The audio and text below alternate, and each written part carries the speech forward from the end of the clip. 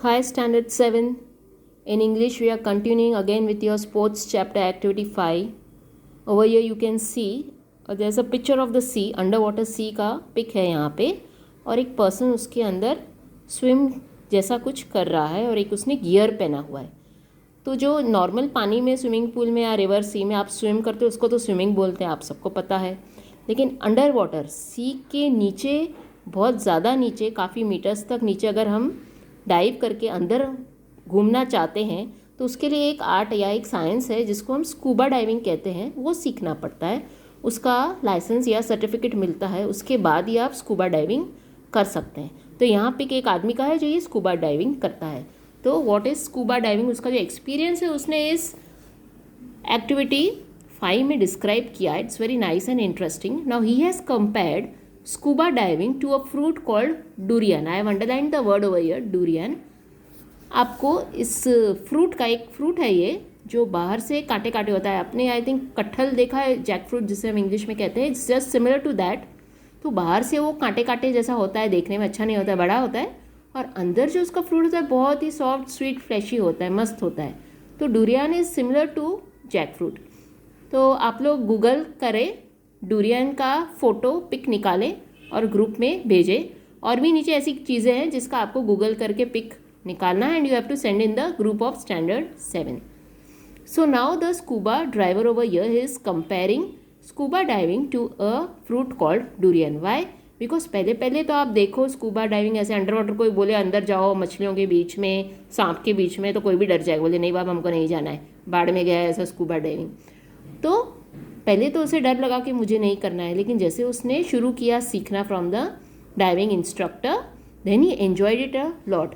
तो वो पूरा गियर, ऑक्सीजन वगैरह पहनते और सिखाते हैं कि how you have to do it.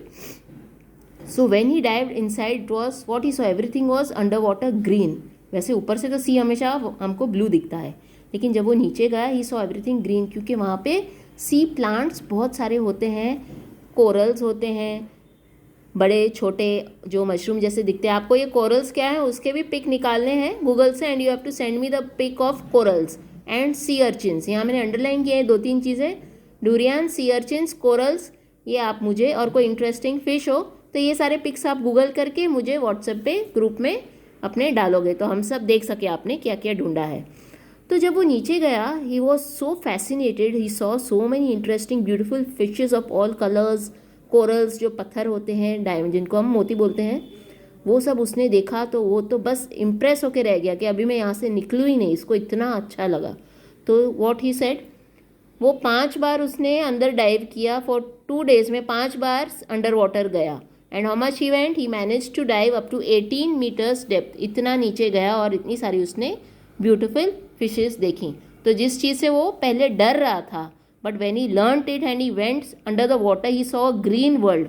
और उसके इनहेबिटेंट्स, मतलब जो वहाँ रहते हैं, बहुत सारी टाइप की फिशेज़ होती हैं, कोरल्स होते हैं, डूरियन जैसे. तो डूरियन जैसे पहले हमको बाहर से वो फ्रूट देख के कभी मन नहीं होगा खाने का, लेकिन when you cut it and open it and then see that fruit is inside very sweet and fleshy and nice to eat, then you like it. तो ऐसी लाइफ में बहुत सारी चीज़ें हैं जो पहले हमको बाहर से दिखती हैं, हमें पसंद नहीं आती, लेकिन then we see inside how it is, we like it. Sometimes there are many books that we see that who's going to read this book, it's not interesting.